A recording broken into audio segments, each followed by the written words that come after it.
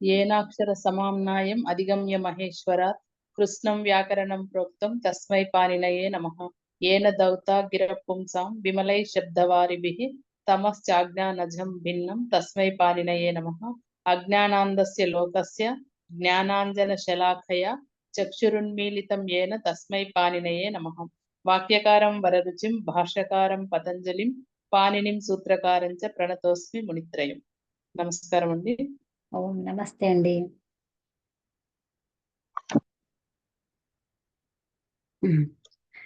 So ఇప్పుడు మనము ఏం చేస్తున్నాము, లిట్లకారంలో చూసుకున్నాము కదా. లిట్లకారంలో మధ్యమ పురుష ఉత్తమ పురుషలో ఎలా వస్తుంది అనేది చూసుకున్నాము కదా. పరస్మైపది అయిపోయింది. పరస్మైపది అయిపోయింది. అయితే ఈ లిట్లకారంలో పరస్మైపదిలో ఒక్కసారి మళ్ళీ ఏంటో అది పరస్మైపదానం చెప్పండి. సూత్రం ఏంటి? నలతుసు స్థలతుస నల్వమాహ. నలతుసు స్థలతుస నల్వమాహ.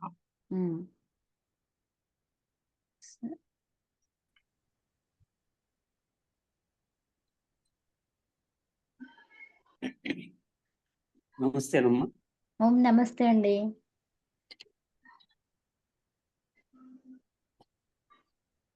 అంతేనా?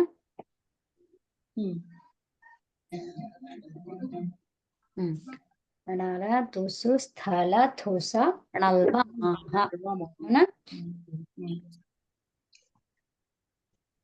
ఇది పరస్మై పదానికి ఉన్నటువంటి ప్రత్యయాలు. అవునా? అంటే ఇప్పుడు ఏమొస్తుంది మనకి? ఏ ధాతువు తీసుకుందాము?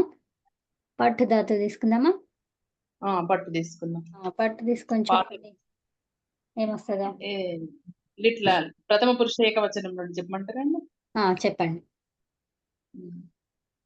పట్టు పట్టు భూవాదయో దాతవః. పటి అవుతుందా అండి? పటి అవుతుందా? పట్టు పట్టు అనే ధాతువు కదా. పట్టులో ఏముంది? అకారం వచ్చింది. అవునా? పట్టులో ఏమొచ్చింది? అకారం వచ్చింది. సో అప్పుడు అది ఎట్లా వస్తుంది? అవుతుంది. అవునా? దానికి ఏమైతుంది?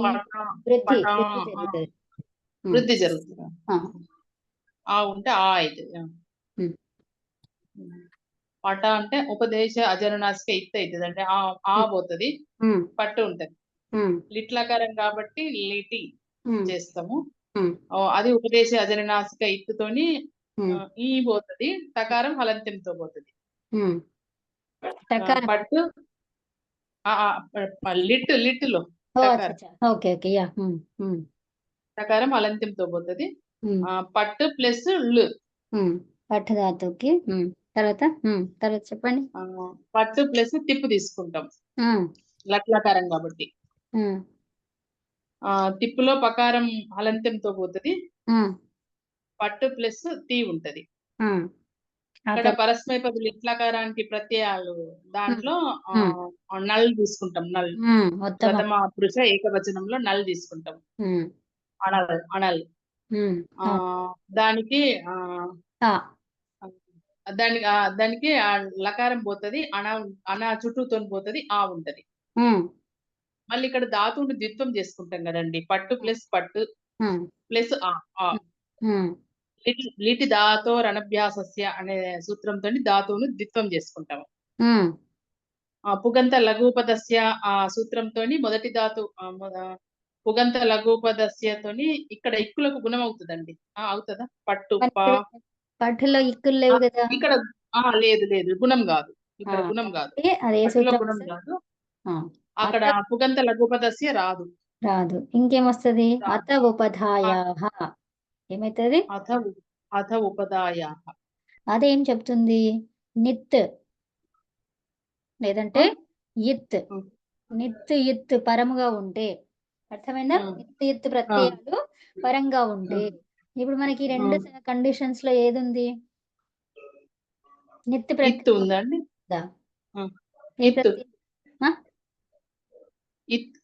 ఇత్తు కాదండి. ఇప్పుడు దీంట్లో మనం ఏది లోపం చేసినాము? నకారం లోపం చేసినాం కదా. ఇత్ ఎక్కడైనా వచ్చిందా ఇందులో లోపం చేయడానికి?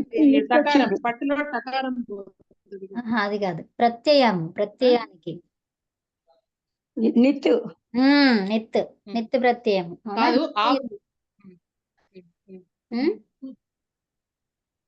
అత ఉపధాయాహ ఏమంటారు? నకారం ఇస్తాం. నకారం ఇత్తైంది కదండి ఇందులో నకారం. నల్లులో. ప్రత్యయం అన్నాం కదా, ప్రత్యయం ఏంటిది? నల్లు. అవునా? అతుస్ తర్వాత ఉస్. ఉస్సు అంటే ఉస్సు అంటే ఊపిరి పోతుంది, విసర్గా వస్తుంది అక్కడ. నిత్తులో ఈ ఉంటుంది. చుట్టూతో అనా పోయింది కదండి. ఏంటి ఆ ఉంది ఇప్పుడు. ఉస్సులో ఊ పోతుందా? ఉస్సులో కాదండి, సకారం పోయి విసర్గా వస్తుంది, పరివర్తన జరుగుతుంది. అయితే ఇప్పుడు ఏమైంది? నిత్త ఇత్తు పరతః అప్పుడు ఉంటే అప్పుడు అత ఉపధాయాహ వస్తుంది. అంగములో దానికి ఏంటి? ఉపధా వర్ణములో ఏముంది? ఆ ఉంది. ఆ ఉంటే ఏముంటది? అత ఉపధాయాహ అనే సూత్రంతోని ఉపధాయాహ అని అంటుంది. అత ఉపధాయాహ ఏమంటుంది అది? ఇక్కడ నీకు దానికి పరములో ఏముండాలి? నిత్ ప్రత్యయం అన్నా ఉండాలి, లేదంటే ఇత్ ప్రత్యయం అన్నా ఉండాలి. అర్థమైందా? నకారం ఇత్తైనటువంటిది లోపమైనటువంటి ప్రత్యయం అన్నా ఉండాలి. దీంట్లో నల్లులో ఏమి లోపమైంది? నకారం లోపం అయ్యిందా? అయ్యింది. ఇత్ ఉందా ఇందులో? మరి ఇత్ నకారం లోపమైంది, నిత్ అది లేదు. ఏదో ఒకటి ఈ రెండు ఉండాలి. అది ఉంది కాబట్టి మనకి అత ఉపధాయాహ అనే సూత్రం పనిచేసి ఏమైతుంది? అక్కడ పాకి దీర్ఘం వస్తుంది. ఓహో, అంటే ఇది అట్లా వస్తుందా? పాకి దీర్ఘం వస్తుంది. పాట అదోపదాయ అనే సూత్రం వల్ల ఏంటంటే దేనికి పాకి దీర్ఘం వస్తుందా? పాట అని. అంతే అమ్మా. అంటే దీర్ఘం వచ్చి పాట. అంటే ఉపదాయ అనే సూత్రము ఈ ధాతువుకి దీర్ఘం వస్తుంది అని అర్థం, అంతేనా? అంగానికి ఉపధాని దేన్నంటాము? ఉపధాని దేన్నంటాము? ఇప్పుడు పఠ్ అనే ధాతువు ఉంది, ఇందులో ఉపధ ఏంటి? పకారంలో అకారం. చివరి అక్షరానికి ముందున్నది ఉపధ. అవునా? అదే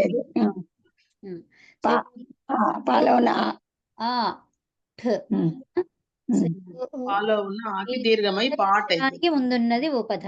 ఇప్పుడు ఇదేంటి? అవునా? సో ఇప్పుడు మరి మనకి ఏం నేర్చుకున్నాం? మొదట ఇక్కులకి గుణం అవుతుందని నేర్చుకున్నాం. అవునా? మరి ఇక్కడ ఇక్కు లేదు కదా, మరి అప్పుడు ఆ సంగతి ఏంటి అని అంటే ఏం చెప్తుంది? అంగములో అకారానికి, అంగంలో వచ్చినటువంటి అకారానికి దానికి పరములో ఏముండాలి? నిత్ ప్రత్యయం గాని, అవునా? నిత్ ప్రత్యయం గాని, లేదంటే ఇత్ ఈ ప్రత్యయం గాని ఉంటే, పరములో ఉంటే అప్పుడు ఈ అకారానికి ఏమైతుందంట? అంగములో ఉన్నటువంటి అకారానికి దీర్ఘం అవుతుంది. అర్థమైందా? అంటే ఏంటి మరి? పఠ్ అనే ధాతువు ఉంది. అవునా? పఠ్ తర్వాత మనం ఏం చేస్తున్నాం? నల్లు చేస్తున్నాం. అవునా? అంతేనా? సో ఇప్పుడు దీంట్లో అంగం ఏంటి చెప్పండి? ఏ భాగంని అంగం అంటాం? పట్టులో ఉన్నటువంటి టకారానికి ముందు ఉన్నది కదా అంగం. అది కాదు. పఠ్ ఏంటి? ఈ ప్రత్యయానికి ముందుండేదాన్ని అంగం అంటారండి. ప్రత్యయానికి అదంతా కూడా అంగమే. అవునా?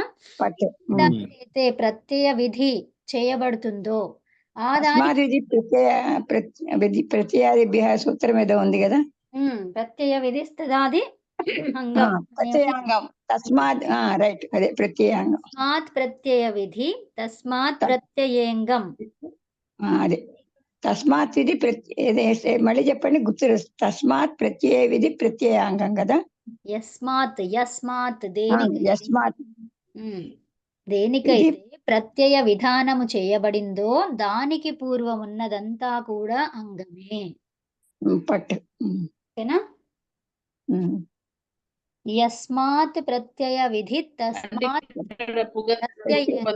ప్రత్యయేంగం. అదే యస్మాత్ ప్రత్యయ విధి తస్మాత్ ప్రత్యయేంగం. ఓకేనా? ఏంటి? ఈ ప్రత్యయం ఏ విధంగా చేయబడింది? ఈ పట్టు ఉండడం వల్ల చేయబడింది. అవునా? ఆ, ఆ ప్రత్యయానికి పూర్వం ఉన్నదంతా కూడా అంగమే. ఇప్పుడు ఇంకా నేను వేరే ఏవేవో రాస్తాను. ఇక్కడ ఆ రాస్తాను, ఇక్కడ పట్ ఉంది, తర్వాత ఇక్కడ ఆ రాస్తాను, ఇంకా ఏదో రాస్తాను, షెప్ రాస్తాను, ఏమో రాస్తాను ఇక్కడ. అయితే ఇప్పుడు నల్ల అనేది ప్రత్యయం నాకు, అవునా? ఇదంతా ఉందని కాదు, ఊరికే నేను అలా రాశాను. సో ఇప్పుడు దీంట్లో అంగం ఏంటి? షప్ నుండి మొత్తం అంగమే. ఇక్కడ ఈ నల్ల ఒక్కటి వదిలేయాలి, ఎందుకంటే ఇది ప్రత్యయం, ఫస్ట్ మెయిన్ ప్రత్యయం, అవునా? దానికి పూర్వం ఉన్నదంతా కూడా అంగమే. అంగమే. ఓకే. అర్థమైందా?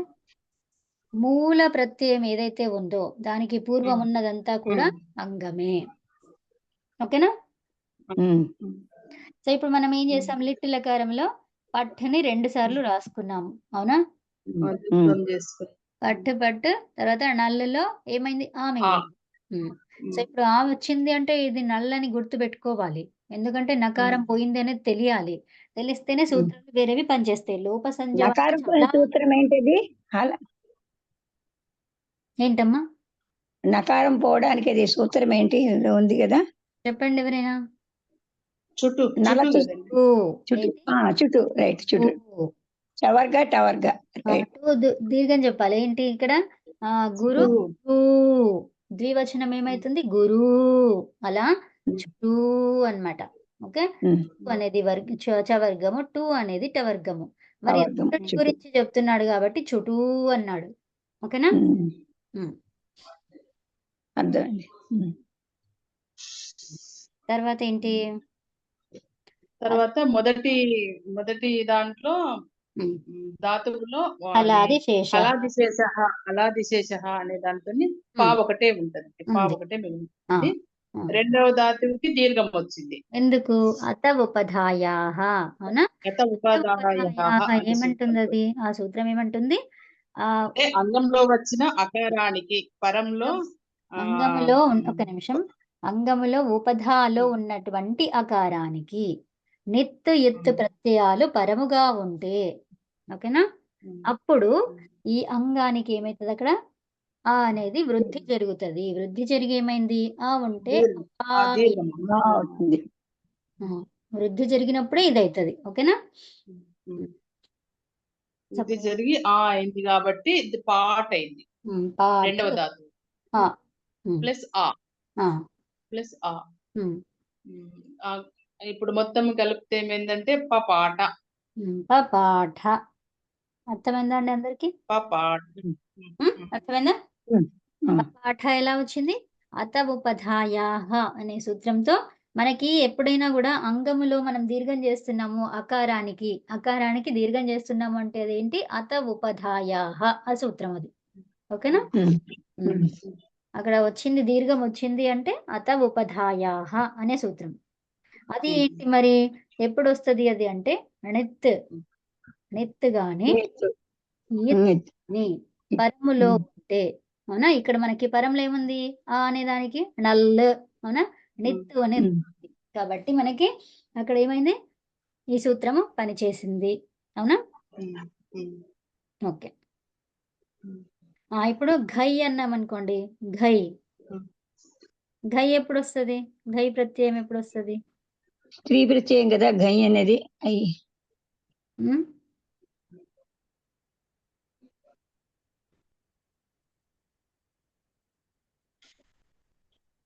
ఘై ఎప్పుడు తీసుకుంటాము? భావం. ఘైని ఎప్పుడు తీసుకుంటాము? భావాన్ని తెలపడానికి ఘై ప్రత్యయాన్ని తీసుకుంటాం. ఓకేనా? ఇప్పుడు పట్ ప్లస్ ఘై, ఇప్పుడు ఇది ఏం ప్రత్యయమో చెప్పండి. ఘై అంటే దాంట్లో నిత్ కాదు, ఇది నిత్ ప్రత్యయం. కాబట్టి ఇక్కడ ఏం కావాలి, అంగానికి, అంగాలో ఉన్నటువంటి ఉపధాకి అప్పుడు ఏమైతుంది, పాఠ్. సో నిత్ అన్నారు కదా, నిత్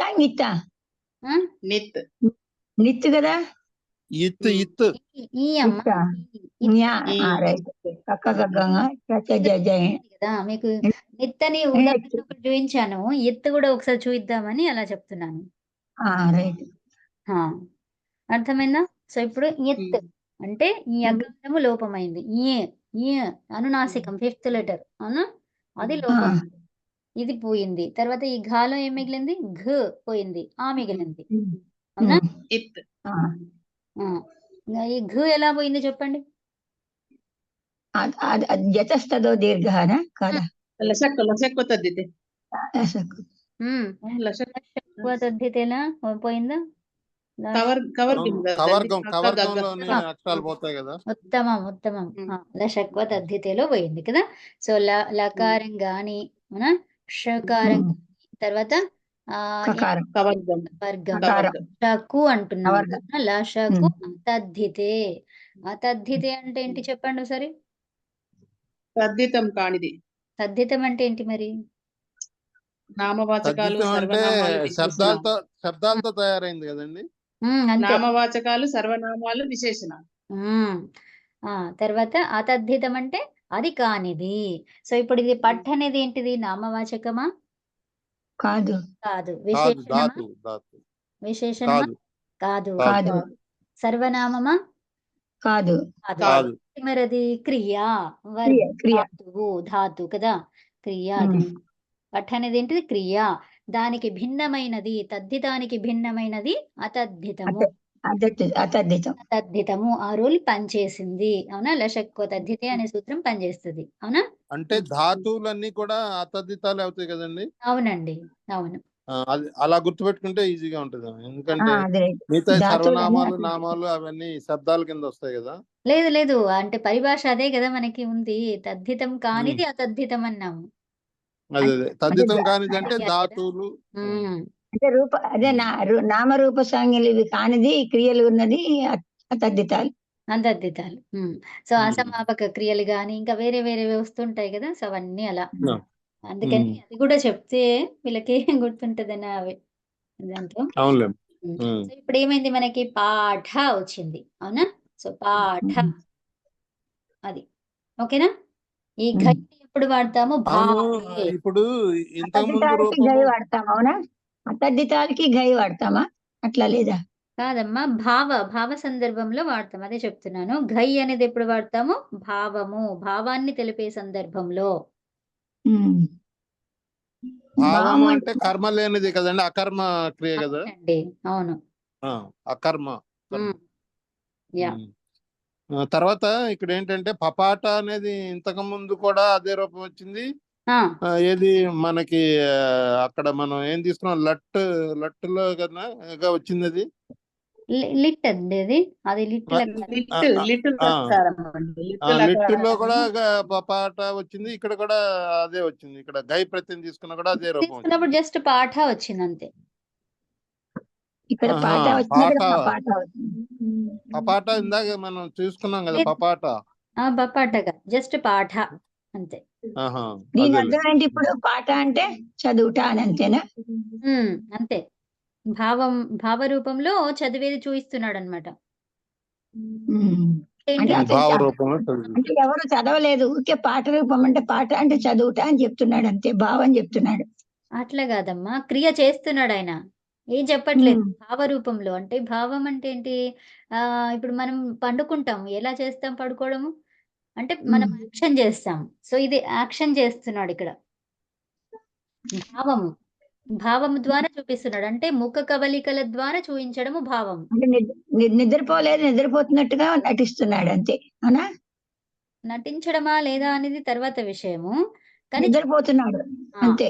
చూపించడం అది అంటే మీకు అంటే యాక్షన్ ఓరియంటెడ్ అన్నమాట. రైట్. అంటే సహా అనేది ఇక్కడ నామవాచకం ఏమీ ఉండదు, ఉట్టిగా మామూలుగా పాట అంతే. పాట అన్నది అంటాం అంతేనా? అక్కడ పెట్టుకోవచ్చు. జస్ట్ దీని అర్థం ఏంటి? భావార్థములో ఘై ప్రత్యయాన్ని ఉపయోగిస్తామని చెప్తున్నాడు. భావార్థం అంటే ఏంటి మరి? అంటే చూయించడం అన్నమాట. ఆ క్రియను చేసి చూయించడం, మాటల ద్వారా చెప్పకుండా క్రియను చేసి. రైట్, అర్థమైంది. భావపూర్వక.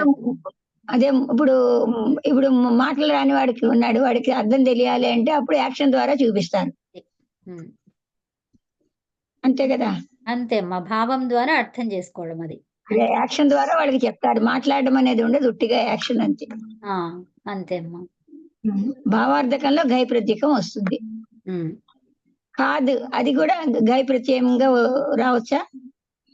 అంటే అన్నిటికీ మనం భావం ద్వారా చెప్పగలుగుతాము. అంటే అకర్మక క్రియ అన్నాము. ఇప్పుడు పఠ్ అంటే ఏంటి, మనకి ఇది చదువుతున్నప్పుడు పాఠం చదువుతున్నాము, ఏదైనా చదువుతున్నాము అని చెప్తాము. కానీ భావపూర్వకంగా కూడా చూయిస్తున్నాడు అది ఆ విషయాన్ని, ఆ కథని, ఏదైతే చేస్తున్నారో దాన్ని. ఓకేనా? సో ఇక్కడ పఠ్ అనే ధాతువుకి ఘై అనే ప్రత్యయం ఎప్పుడు వాడతాము? ఘై అనేది భావాన్ని తెలిపే సందర్భంలో. ఓకేనా? ఇప్పుడు ఇది ఏ లకారంలో వస్తుందండి ఇది? ఏది? ఈ మనం ఇప్పుడు పాఠ అనేది రూపం తయారైంది కదా, పాఠగా ఇప్పుడు మన గై ప్రత్యయంతో రూపం తయారు చేసింది. అవును, అవును. ఇది లట్లకారంలోనా? జస్ట్ ప్రత్యయంతో అంతే, ఇంకా అది లకారంతో కాదు. అంటే ఏది ఏ లకారం కాదు, ఉట్నే పాఠ అన్నారు అంతే. అంతే. ఏ లకారము కాదు ఇది. ఏ లకారం కాదు. లకారం వస్తే మళ్ళీ అక్కడ అవన్నీ వస్తాయి కదండి, వికరణ ప్రత్యయాలు అవన్నీ రావాలి కదా. కరెక్ట్. తిరుట, పరిగెత్తుట, నిద్రపోవుట ఇవన్నీ భావ ఇది అంతే, వర్తికాలు అంతేనా? అంతే అమ్మా. ఓకే. నెక్స్ట్ ఇది చూడండి. ఏంటి ఇప్పుడు అక్క ఉంది అనుకోండి. నువ్వులు ఎప్పుడు చేస్తాం మనం? నువ్వులు ఎప్పుడు చేస్తాం? నువ్వులు ప్రత్యయము ఎప్పుడు తీసుకురావాల్సి వస్తుంది? తెలీదండి, తెలీదు. నువ్వులు త్రుచవు అని ఉంటదన్నమాట సూత్రం. అంటే నువ్వులకి త్రుచికి ఇది ఎప్పుడు తీసుకొస్తామనంటే ఒక నామవాచకాన్ని చెప్పడానికి. అంటే ఇప్పుడు నేను చెప్తున్నానంటే నేను ఒక టీచర్ అయ్యి ఉంటా, అవునా? వింటున్నారంటే ఛాత్రులు. అంటే ఏంటి, పని చేసేవాళ్ళు, ఆ పని చేసేవాళ్ళు, అవునా? అది చెప్పడానికి నువ్వులు ప్రత్యయంని వాడతాం. ఈ నువ్వులు ఎప్పుడు వాడతాం? ఒక పనిని, ఏ పని అయితే చేస్తున్నారో ఆ పనిని చేసేవాళ్ళు అని చెప్పడానికి ఏం వాడతాం? నువ్వులు ప్రత్యయం. ఓకేనా? సో ఇప్పుడు చూడండి, పఠ్ ధాతువు ఇప్పుడు నువ్వులు ఉంది. నువ్వులు ఏంటిది మరి? నిత్త, ఇత్త ఏంటది? గిత్త, కిత్త ఏంటది? నిత్ ప్రత్యయం. నిత్ వచ్చిందంటే మనకి ఏం కావాలి? ఉపధా చూసుకోవాలి, అవునా? నిత్ ఉంది అనేది మనకు అర్థమైంది ఇక్కడ. ఆ తర్వాత మనం చూసుకోవాలి, అంగం చూసుకోవాలి, అంగంలో ఉపధా చూసుకోవాలి. అప్పుడు అక్కడ ఉందనుకోండి, అప్పుడు ఏం కావాలి? అది వృద్ధి జరిగి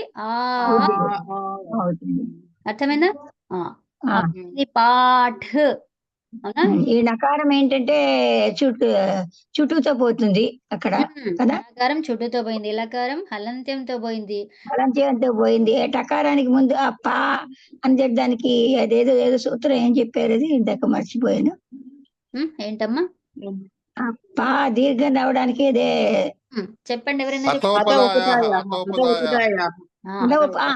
అదే ఉపదాయాగా.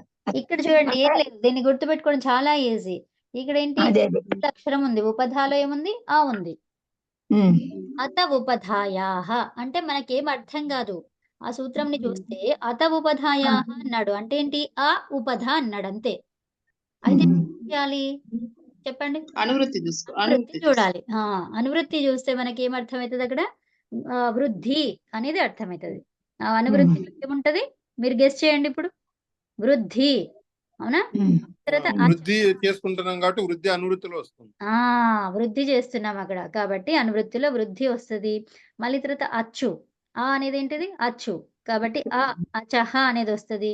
మళ్ళీ తర్వాత ఇంకేంటి? ఈతి, ఈతి, ఈతి అనేది వస్తుంది అనువృత్తిలో. అంటే ఇప్పుడు మనం ఏం పెట్టుకోవచ్చు? వృద్ధి అదొకటి పెట్టుకోవచ్చు, అవునా? వృద్ధి తర్వాత అత ఉపధాయాహ, వృద్ధి అత ఉపధాయాహ అని పెట్టుకోవచ్చు. లేదంటే ఇంకేం పెట్టొచ్చు? అత అథ మొదటి తానా లేదు రెండోదా? మహాప్రాణమా అల్ప ప్రాణమా? అత అంటే మహాప్రాణం, అల్ప ప్రాణం. ఇక్కడ చూడండి, అల్ప ప్రాణం కదా, అల్ప ప్రాణం. అతః అంటే ఇది షష్ఠి ఏకవచనం అన్నమాట. షష్ఠి ఏకవచనం అంటే దీనికి పూర్వం ఏముంటది? ఓకే, ఆ అనే స్థానములో అని చెప్తున్నాం కదా. షష్ఠి అంటే ఏంటిది? దాని స్థానంలో. స్థానంలో.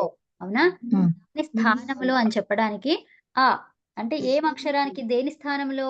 ఆ అనే స్థానములో ఏమొస్తుంది? ఆ అనే స్థానంలో ఏమొస్తుంది మరి? ఉపధ. స్థానంలో ఇప్పుడు వృద్ధి వస్తుంది. ఆ వృద్ధి వస్తుంది. ఆ వృద్ధి జరిగి ఏమైంది? ఆగా మారింది. అది అర్థమైందా అండి? అధ ఉపదాయ ఇదిలో ప్రకారం ఆ అంగాల్లో ఉన్న ఆకి వృద్ధి జరుగుతుంది. సో వృద్ధి అనేది ఏమన్నట్టు మరి ఇప్పుడు? ప్రథమ ఏకవచనం. అవునా కదా? షష్ఠి స్థానంలో వచ్చింది అంటే అదేంటి? వృద్ధిది ప్రథమ ఏకవచనం. అర్థమైందా? అవును, మనం వృద్ధి అంటున్నాము. అకారానికి అకారం కలిస్తే దీర్ఘం అవుతుంది. ఆ ప్లస్ ఆ అవుతుంది కదా. సవర్ణం అంటున్నారా? వృద్ధి సంధి వృద్ధి దేనికి? ఇప్పుడు వృద్ధి దేనికి వస్తుంది? వృద్ధి రాదైచ్. అవునా? వృద్ధి రాదు. రాదైచ్ ఏమంటున్నాం? ఆదైచ్. ఐచ్. ఆ తర్వాత ఐచ్. చెప్పండి ఇప్పుడు ఏమొస్తుందో? ఆ కనిపిస్తుంది ఆల్రెడీ. ఇంకా ఐచ్. ఐచ్లో ఏముంటాయి చెప్పండి? ఐ అవు. ఆ మూడింటిని వృద్ధి అంటారు. ఆ మూడింటిని ఇక్కడ ఎక్కడ ఉంది? అవు ఐచ్ అనే ప్రత్యాహారంలో ఉన్నాయండి. ప్రత్యాహారం కదమ్మా ఇది ఐచ్. మీరు ఇందులో ఎక్కడుంది? పాట అన్న చోట అది. ఒక్క నిమిషం. ఇది లేదు. ఇది వృద్ధిలు. ఇది దీనికి వృద్ధి అని పేరు. అంటే వృద్ధిగా అయితే ఏమైతుంది? ఆగా మారుతుంది, ఐగా మారుతుంది, ఔగా మారుతుంది. మరి ఏది మారుతుంది? ఏది మారుతుంది అంటే ఇక్కులు మారుతాయి. ఇక్కులు గుణం జరిగిన లెటర్స్ కి తర్వాత ఆ అనేది మారుతుంది. ఓకేనా? ఆ ఉంటే ఆ అవుతుంది. ఇక్కుల్లో ఈ ఉంటే ఊ ఉంటే అవుతుంది. అర్థమైందమ్మా? వృద్ధిగా మారాలి అంటే అక్కడ ఇంకో ఏవో ఉండాలి కదా. అదేది ఉండాలి మరి? ఆ ఉంటేనేమో ఆ అవుతుంది. రైట్. నేనంటే అకారానికి ఆ వచ్చింది, దీర్ఘం వచ్చింది కాబట్టి సవర్ణ దీర్ఘ సంధి అవ్వాలి. వృద్ధి అంటున్నారేంట అని నాకు. అదే. సో ఇప్పుడు మనము వృద్ధి ఎక్కడవుతుంది? ఈకో గుణ వృద్ధి అనే సూత్రం ఉందా? ఇక్కులకు అవుతుంది. ఏమైతుంది? గుణం అవుతుంది. వృద్ధి కూడా రెండు అవుతాయన్నమాట. అందుకే ఇది ఫస్ట్ మీకు సూత్రం ఇదే నేర్పించాను మేము కదా. ఇక్కులకు గుణం అవుతుంది, ఇక్కులకు వృద్ధి కూడా అవుతుంది. అది వస్తుంది, ఇది వస్తుంది అనమాట. ఎట్లా పెట్టి అంతే కదా. మనం ఫస్ట్ లో మనం నేర్చుకున్నప్పుడు ఏంటి? గుణం ఒకటే చూసుకున్నాం. ఎందుకు? అంతవరకే మనకు అవసరం కాబట్టి. అంటే మనకి ఎప్పుడు ఇది ఎక్కడ గుణం వస్తుంది, ఎక్కడ వృద్ధి వస్తుంది అనేది ఎట్లా తెలుసుకుంటాం మనం? రీల్ రిక్ ఉంది కదండి రీల్ రిక్. దాంట్లోనే అక్కు ఇక్కు ఉక్కు, ఇక్కులో ఇకో గుణ వృద్ధి అష్టాధ్యాయ సూత్రంలో అని చెప్పారు మీరు. అవును. ఇక్కడ సార్వధాతుక అర్ధధాతుక యోహో అనే ఆ సూత్రం వచ్చినప్పుడు గుణం చేసుకో అని అలా సూత్రాలు చెప్తుంటాయి. అక్కడ గుణం చేసుకోవాలా, వృద్ధి చేసుకోవాలా. అతోపదాయ అన్నక్కడ ఇక్కడ వృద్ధి చేసుకోని చెప్తుంది ఆ సూత్రం. అలాగా సూత్రం చెప్పింది. దీర్ఘం అన్నప్పుడు దీర్ఘం చేసుకుంటాం సందర్భాన్ని బట్టి. వాళ్ళు గుణం చేసుకోమంటే గుణం చేసుకోవాలి, వృద్ధి చేసుకోవాలంటే వృద్ధి చేసుకోవాలి. అర్థమైంది. ఇక్కడ వృద్ధి ఎందుకు జరిగిందో చెప్పండి. ఎత్తు పరములో ఉంటే ఏం జరుగుతుంది? వృద్ధి. ఇప్పుడు పఠ్ అనే ధాతువుకి పాఠ్ చేసుకున్నాము. అవునా? పరంలో ఉంటే ఏమైంది అక్కడ మనకి? అథ ఉపదాయ ఏమైంది? అథ ఉపదాయ ఏమంటుంది? అవునా? ఏమేమి ఉండాలి? ఇవి ఉండాలి. అమ్మ మీరు అన్నారు కదా ఏ సందర్భంలో చేసుకోవాలి అని అంటే ఇవి రెండు ఉండాలి. ఈ రెండు ఉంటేనే వృద్ధి అవుతుంది. అంటే ఎత్తు గాని. అర్థమైందా? ఉంటే వృద్ధి ఆ వృద్ధి జరగాలంటే మరి ఉపధాలో కూడా ఏముండాలి? అచ్చు ఉండాలి. ఆ ఉంటే ఏమైతుంది? ఆ అవుతుంది. అర్థమైంది. ఇప్పుడు ఈ ఉంటే ఏమైతుంది? ఈ అవుతుంది.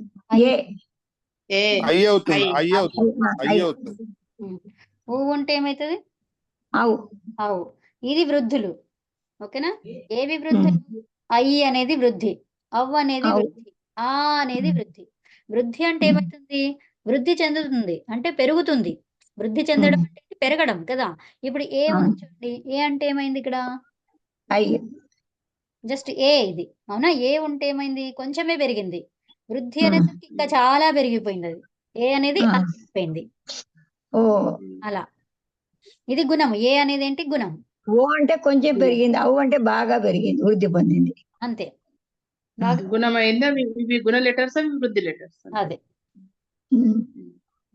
తర్వాత గుణానికి చెప్పండి ఒకసారి సూత్రం ఏంటో. గుణం అని అక్షరాలు వేటికి సంజ్ఞ? ఏమని గుణానికి పేరు వచ్చింది కదా? వేటిని గుణం అంటాము? ఏ అక్షరాలని గుణం అంటాము? ఆ ఏ ఓ. సో ఏమంటాం ఆ సూత్రం పేరు? అదేం అదేం గుణ. గుణ? అదేం గుణ? ఏం గుణ? సో చూడండి, ఏం గన్నాం, అవునా? ఏవో. ఇవి గుణాలు. గుణం అంటే గుణాలు అని అర్థం. గుణ అంటే గుణము. వేటికి గుణం పేరు? ఏంగ్. ఏంగ్. ఏంగులో ఏమేమి వస్తాయి? ఏవో. ఏవో. ఏవో. ఏవో ఏవో అంటాం. ఓకేనా? ఇవి గుణం మరి దేనికైతుంది అని అంటే ఇక్కులకు అవుతుంది. ఏ స్థానంలో ఇవి వస్తాయి మరి? ఏ స్థానంలో వస్తాయి అంటే ఈ స్థానంలో ఏ వస్తుంది, ఊ స్థానంలో ఓ వస్తుంది. ఆ స్థానంలో ఆ వస్తుందా? ఆ స్థానంలో ఉంటది. అంతే. అంతేనా? అట్లానే ఉంటుంది. అంతే ఉంటది. అర్థమైందా? ఆ స్థానం ఆ ప్లస్ ఏ కలిపినప్పుడు ఓ అవుతుంది, ఆ ప్లస్ ఈ కలిపినప్పుడు అంతే కదా. అచ్చు పరంగా ఉండాలి. కలిపినప్పుడు అయ్యి, ఆ ప్లస్ ఈ కలిపినప్పుడు అవు అనుకుంటా. అచ్చు పూర్వంలో ఉండాలి. ఎనీవే అచ్చు పూర్వంలో ఉండాలి. పూర్వమా పరమా? పూర్వం ఉండాలి. అంటే పరానికి వృద్ధి చెందుతుంది, అంతే కదా. పూర్వంలో అచ్చు ఉన్నప్పుడు పరంతో కలిసినప్పుడు అది వృద్ధి చెందుతుంది. అంటే ఉపదాలో ఏదైతే ఉపదాగా మీరు గుర్తిస్తారో ఆ ఉపదాకి గుణమో లేకపోతే వృద్ధో చేసుకోండి అని సూత్రం చెప్తుంటుంది. ఆ సూత్రాన్ని బట్టి మేము ఉపదా కనిపెట్టాలి. ఆ ఉపదా కనిపెట్టిన తర్వాత గుణం చేసుకోమంటే ఆ ఏ ఓ వస్తాయి. అదే వృద్ధి చేసుకోమంటే ఆ ఐ అవు వస్తాయి. అంతే.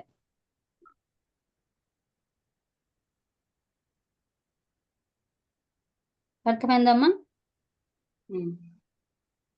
ఓకే.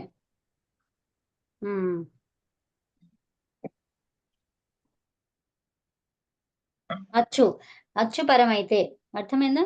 వీటికి అచ్చులు పరమైతే అర్థమైందా? ఇక్కడ ఇప్పుడు ఫస్ట్ ఇక్కులు అన్నాం. ఇక్కులకి అచ్చులు పరమైతే అనేది ఉంది, అవునా?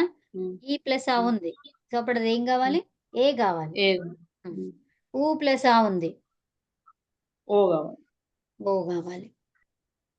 లేదంటే ఊ ప్లస్ ఈ ఉంది, అప్పుడు ఏమవుతుంది?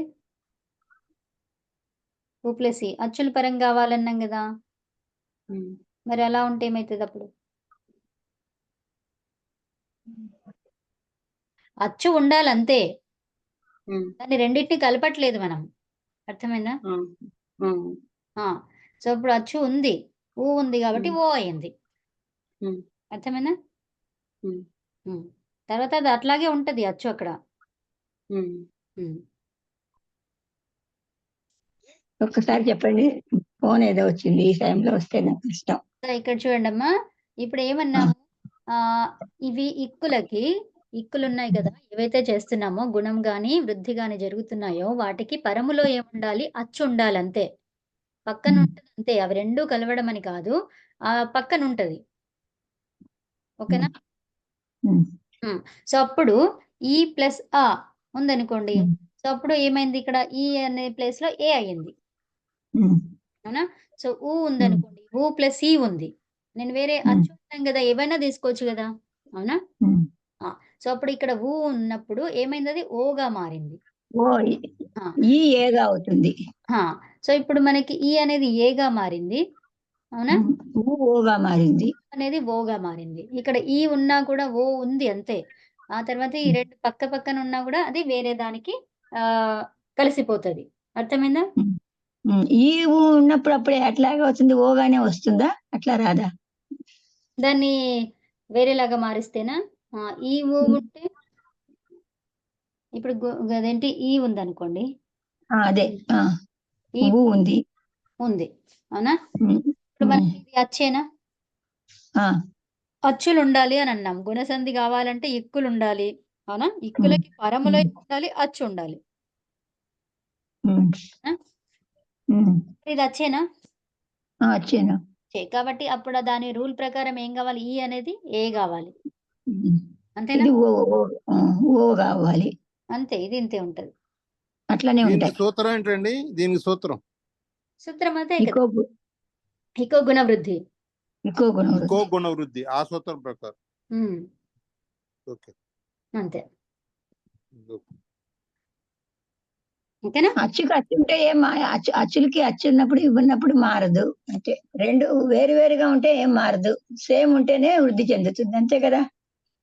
అర్థం కాలే.